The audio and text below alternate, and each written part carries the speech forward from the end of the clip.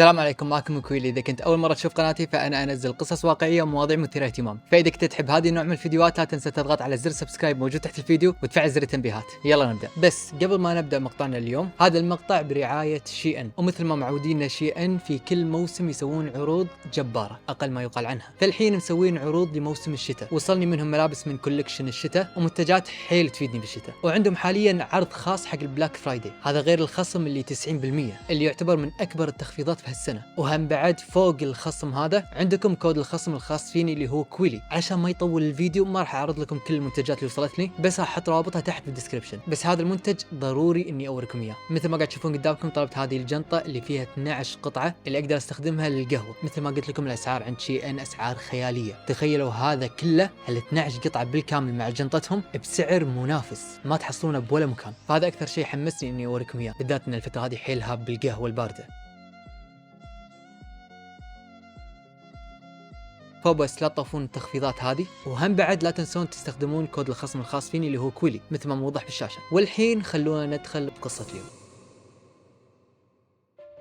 كثير نسمع عن قصص مرعبة تصير بطرق السفر، وللأسف أغلب هذه القصص واقعية وفعلا صارت. فلما تطلع بطريق ظلام وشبه مهجور ما تدري شنو ممكن تواجه، خصوصا إذا تعديت على ملكية أحد بدون ما تحس، ونقصد بهالأحد الجن، الأطياف أو الظلال اللي يشوفونها بعض المسافرين، أو يقابلون أشخاص يظنون أنهم بشر ما يدرون أن في نسبة كبيرة ممكن يكونون مو بشر، ممكن يكونون جن. ويمكن هذا الشيء صار لأحد تعرفونه. بالأخير كل هالنوعية من القصص دائما تجيب لي قشعريرة صراحة لواقعيتها. فاليوم قصتنا راح تكون مشابهة لهذه القصص. قصة اليوم صارت بالأردن. بعض الناس يعتقدون انها مجرد أسطورة، والبعض الآخر يقول لا هي فعلا حقيقية، والكثير من اللي يعتقدون انها حقيقية يشهدون يقسمون انهم شافوها بعيونهم. جنية لابسة أبيض تطلع للناس بمنتصف الليل وترعبهم. شنو قصة هالجنية؟ وشنو قصة الفيديو اللي شفتوه بالبداية؟ خلونا مع بعض نتابع الأحداث من البداية.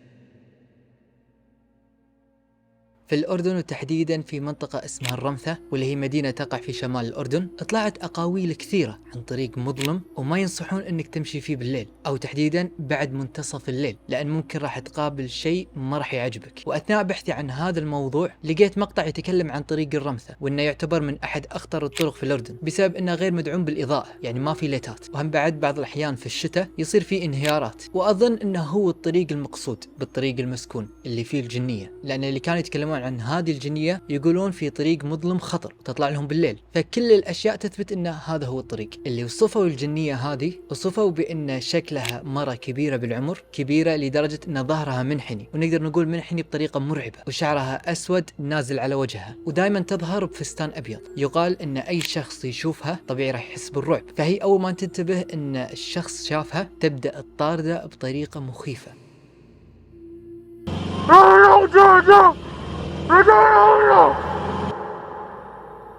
بحسب ما ذكر ان هالجنية لها قصص واجد، منها قصص صارت من سنين طويلة واختلفت تفاصيلها. فأنا هني اليوم علشان أقول لكم جميع الروايات من الأحدث إلى الأقدم. القصة الأولى هذه تقول إن في سنة 2005 وتحديدا شهر 6، والمكان بالضبط كان بمدينة إربد. في أحد الأيام كان في عرس بأحد القاعات، كل شيء كان تمام والكل مستانس، والأجواء كانت جدا طبيعية حال أي عرس، ومثل العادة الناس يسهرون بالأعراس. فبهذا اليوم ظلوا يحتفلون لبعد الساعة 12 بالليل، وبعد انتهاء العرس بدأوا المعازيم كلهم يروحون لبيوتهم تدريجيا إلا العروس والمعرس. قعدوا ينطرون السيارة اللي راح تاخذهم وترجعهم لمنطقتهم الرمثة. وبالفعل بعد ما جت السيارة راحوا المعاريس ركبوا السيارة وهم بطريقهم لبيتهم. وأول ما مروا عند طريق الرمثة اللي قلت لكم عنه خطر، فجأة وبدون مقدمات صار لهم حادث قوي، وانقلبت فيهم السيارة وطاحت بالوادي. وللأسف العروس ماتت، بس المعرس والسايق نجوا من هذا الحادث بس بإصابات قوية. من هني ومن بعد هذه الحادثة المؤلمة يقال أن أي شخص يمر من عند هذا المكان وهذا الطريق يشوفها العروس، لكن يشوفها بهيئة مرعبة، بهيئة عجوز ووجهها مخيف. وأغلب الأشخاص اللي يشوفونها ما يقدرون يهربون منها، وينتهي فيهم المطاف بأنهم يموتون. وهذا السبب لوقوع الكثير من الحوادث بهذا الطريق، لأن كل الحوادث قاعدة تصير بدون سبب. ويقال أن إذا قدر الشخص يهرب من هذه الجنية فكذلك راح يموت بعد فترة بسيطة، أو تتغير حياته للأسوأ.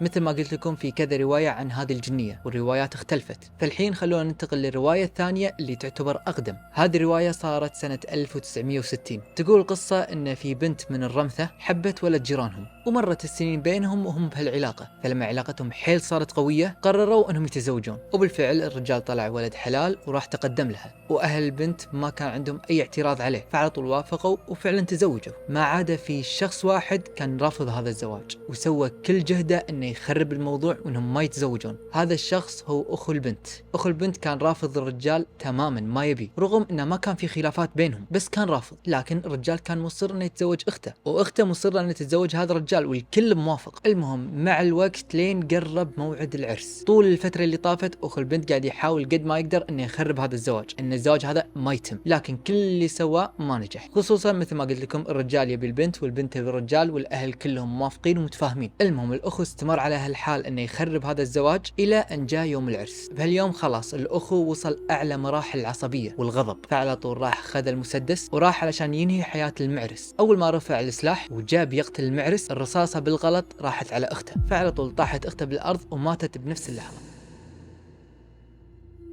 ويقول لكم من بعد هذا الموقف بدأ يطلع اسم جنية الرمثة، اللي هي كانت تلبس أبيض لبس عروس، فيقال بسبب هذه الحادثة أظهرت جنية الرمثة. بالرواية هذه مذكور أن طيفها معناتها الشبح، وإحنا بدينا بالإسلام ما نؤمن بأن في شيء اسمه شبح، نؤمن بأنه موجود الجن لكن مو شبح. الشبح المقصد فيه أنه روح الشخص الميت، وإحنا ما نؤمن بهذا الشيء، فهالشيء إن كان موجود فهو من الجن مو روح. هم بعد في احتمال منطقي راح أذكر لكم إياه نهاية الفيديو. أما بخصوص الرواية الثالثة واللي هي تعتبر الرواية الأقدم، واللي كثير من كبار السن بالأردن مصدقينها وهم اللي كانوا يتداولونها، فهي ترجع لزمن الرومان. بالرجوع لهذاك الوقت يقال بأن في رجال اسمه ديكانوس ماركو. ديكانوس طاح بحب بنت حب شديد، وصارت هالبنت هذه كل حياته، وكان مهتم لكل تفاصيل حياتها، ونقدر نقول أنه عرف عنها كل شيء. وفي مدة قصيرة قرر أنه يتقدم لها ويتزوجون، وبالفعل تقدم لها لكن انصدم بالرفض، رفضته. انزين منو هذا ديكانوس؟ ديكانوس هذا كان المعروف عنه بأنه ساحر ومشعوذ، وكان مشهور جدا بشطارته بالسحر، وكل أهل المنطقة كانوا يعرفون عن هالشيء، والبنت هذه كانت من نفس المنطقة، فعلشان كذي لما تقدم لها على طول رفضته مباشرة بدون تفكير. لكن ديكانوس ما نساها وظل يراقبها ويحبها إلى أن جاء اليوم اللي انصدم فيه. انصدم بأن البنت اللي يحبها تزوجت ولد عمها. هني حس ديكانوس بالحقد والغيرة، إن شلون راح تكون مع غيري، فقرر ديكانوس إنه ينتقم منها انتقام طريقته، وطريقته هي إنه يسوي لها سحر يدمر حياتها. وبالفعل سوى هالشيء وسلط الشياطين عليها علشان بس يعذبونها، وبالنهاية الشياطين والجن اختطفوها ودوها لطريق الرمثة وهناك اقتلوها. كثير من الناس اشهدوا وحلفوا انهم شافوها بهالطريق بالليل، والبعض من الناس اللي كانوا ساكنين بمنطقة قريبة قالوا ان شافوها كذا مرة مو مرة واحدة بس.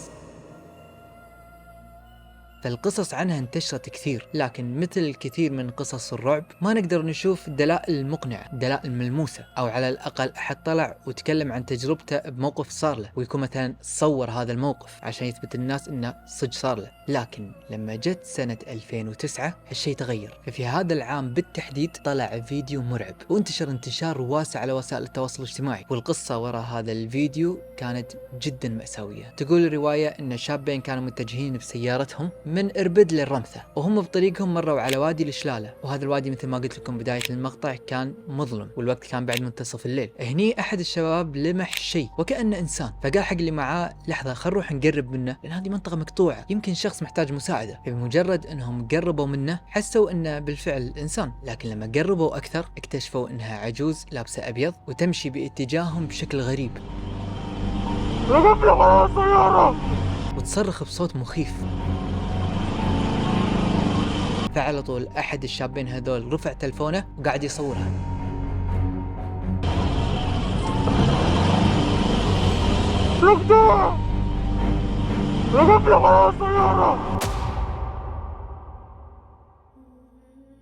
بحسب موقع المدينة نيوز تمت السيارة ترجع لورا إلى أن طاحت بالوادي، وللأسف الشابين توفوا، وما حد يعرف إلى يومنا هذا شنو الشيء اللي هم واجهوه وصوروه. طبعا بعد ما لقوا أغراض الشابين حصلوا على هذا التلفون اللي صوروا فيه، وآخر شيء كانوا مصورينه هو هذا الفيديو. ما أخفي عنكم أن الفيديو حيل مرعب، بالذات إذا أنا قاعد أشوفه بروحي وبالليل، وصوت الشباب حيل كان واضح أنهم خايفين. لكن مع البحث أكثر عن هذا الفيديو ومصدر هذا الفيديو لقيت أن هذا الفيديو موجود على السوشيال ميديا بأكثر من صوت وبلغات مختلفة، وحتى حتى بوطننا العربي بلهجات مختلفة، فاتضح أساسا أن الفيديو هذا تم تصويره أصلا بمنطقة مو عربية، والأشخاص اللي كانوا ياخذون هذا الفيديو كانوا يسجلون أصواتهم على أنهم اللي مصورين هذا الفيديو. واللي من ساعة عرضت لكم إياه كان الفيديو بالنسخة الأردنية، بس هم كذلك ممكن أن يكون الفيديو الحقيقي هو الفيديو اللي صار بالأردن وبعدين انتشر بالعالم وتم تغيير الصوت. بالحالتين الموضوع جايز، لكن أساس الفيديو ما ندري إذا هو كان عربي أو أجنبي. آراء الناس بالسوشيال ميديا اختلفت، في أشخاص قالوا فعلا حقيقي والشباب توفوا اللي صوروا هذا الفيديو بالأردن، والبعض يقول إنه مجرد تمثيل، والبعض الآخر يقولون لا الفيديو حقيقي لكن كان مقلب بين الشباب. اللي يسوق كان متفق مع أحد عشان يخوف اللي جنبه، وقالوا إن هذا المقلب أدى لوفاة الشباب بأن طاحت سيارتهم بالوادي وهم مو منتبهين. في الواقع بصراحة أنا ما أدري، فعشان كذي أبي أترك لكم حرية التفكير والتحليل.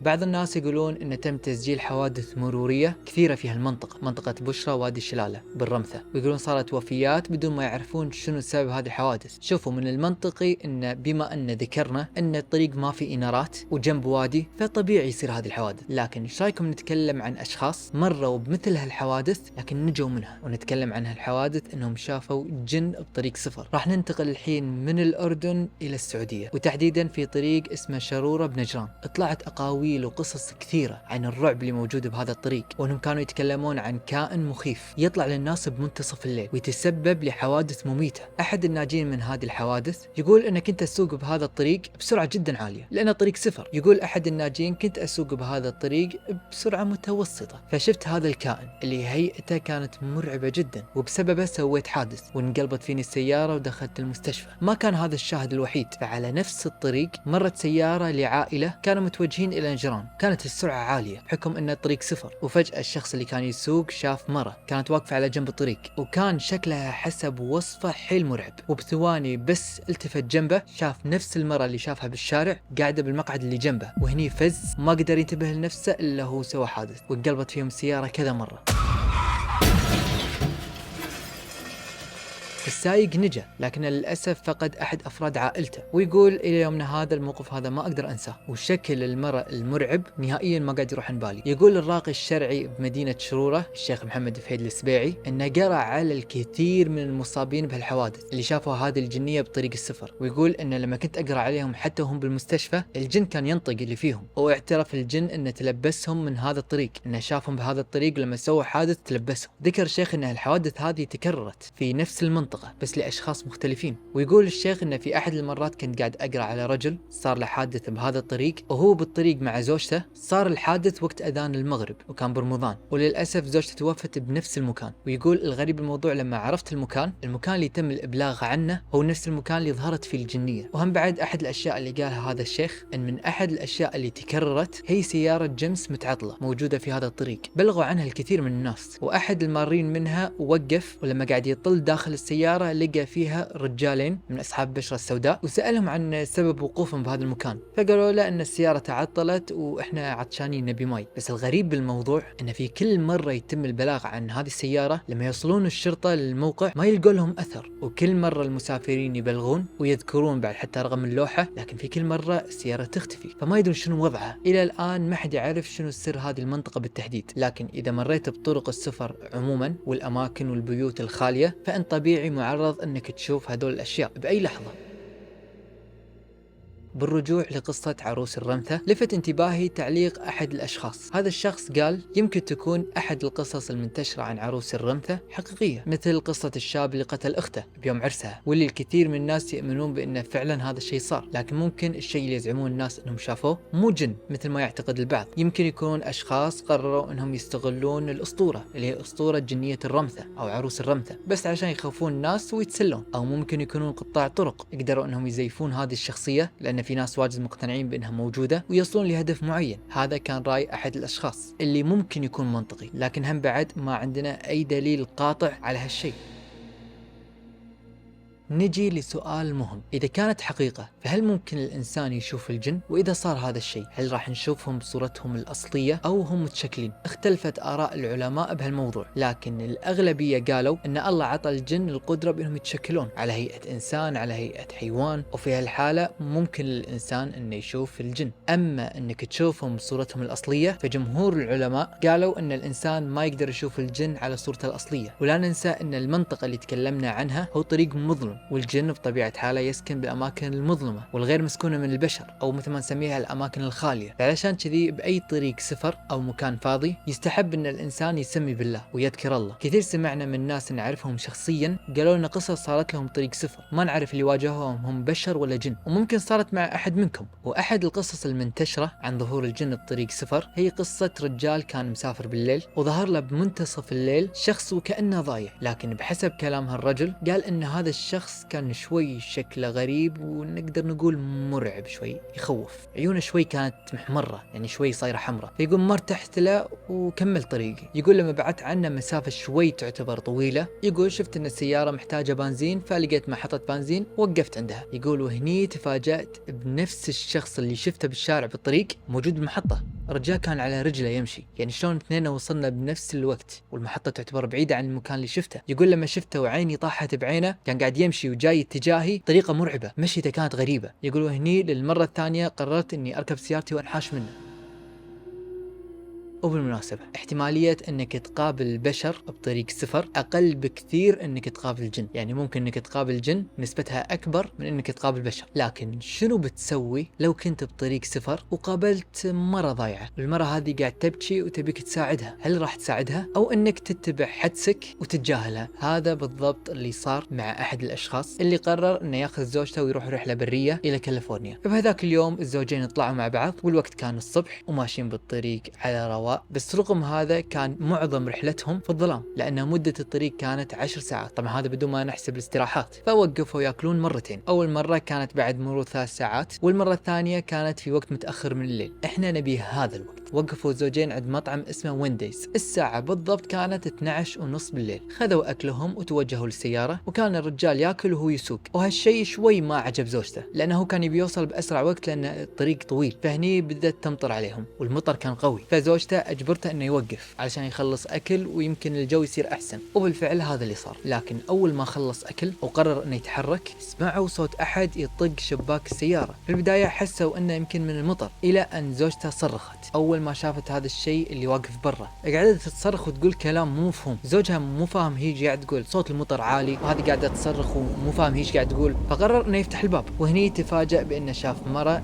لابسة ملابس ومبللة وخايفة وقاعد ترجف وكانت تطلب منه المساعدة. الرجال ما قدر انه يتركها بهالظروف فقال لها تفضلي السيارة، لكن زوجته اعطته النظرة اللي شكو تقول لها تركب السيارة، يعني ما له داعي. يعني انا ما ادري زوجته بهالمواقف هذه شلون فكرت، يعني انا اشوف انه موقف ما يستدعي انك تقارين، ساعدوا البنت وبعدين خلاص الله معاها. المهم الرجال خلاها تركب معاهم السيارة، فسألها انت وين بتروحين، بس البنت ما ردت، وزوجته للحين يطالع فيهم اثنينهم بس هو ما فهم شنو نظرة زوجته. فالتفت الرجال للبنت اللي قاعدة في المقعد الخلفي متوقع انها ما سمعت هو شنو قال لها، بس انصدم انها قاعدة تطالع فيه بنظرات مخيفة، نقدر نقول انها نظرات غير مسالمة ابدا. رجع كرر عليها سؤاله لكنها ما ردت وهزت اكتافها بطريقة اللي يعني مدري. فالرجال طالع بزوجته وقال احنا لازم نوصل البنت للمدينة اللي راح نمر عليها، وكان متعمد انه يقولها بصوت عالي علشان البنت تسمع انه راح نوديك المدينة اللي راح نوصل لها. واول ما مشوا هم بالطريق سمعوا صوت الصراخ ما في اي اذن تتحمله، الصراخ بشكل يخرع طالع من البنت اللي ورا. وفجأة البنت هجمت على الرجال ولفت ايده وتحاول انها تخنقه، فهني على طول ضغط بريك ولف يمين، فقاعد يحاول يقاوم يبي يتنفس. هني زوجته على طول تدخلت وقدرت انها تبعد البنت عنه، والبنت هني زاد صراخها زيادة، والمشكلة صوتها كان حاد. بهاللحظة قدر انه يوقف السيارة، وعلى طول الرجال نزل من سيارته وسحب البنت وقطها برا السيارة. فهني البنت قاعد تبكي وتتوسل تقول ارجوك ساعدني، بس الرجال هني تجاهلها وركب سيارته ومشى. واول ما نزلها ومشى زوجته اتصلت بالشرطة وبلغت انه صار معانا 1 2 3، وهي الحين موجودة بالطريق الفلاني، وقالتهم ان وضعها مو طبيعي وغير مستقر. الزوجين بعدها ما وقفوا ابدا باي استراحة الى ان وصلوا المكان اللي يبونه بسلام، ويقولون هذا من احد المواقف اللي ما نبي نتذكرها ابدا. كانت هذه هم بعد من أكثر القصص الغريبة المرعبة اللي صارت بطريق سفر، وغيرها الكثير من القصص اللي يتم تداولها. فبس ولهنا وصلنا لنهاية مقطع اليوم. إذا عجبكم مقطع اليوم لا تنسون تسوون لايك، تنشرون المقطع بكل مكان إذا حابين تدعموني، ويعطيكم ألف عافية ورجاء أحسن.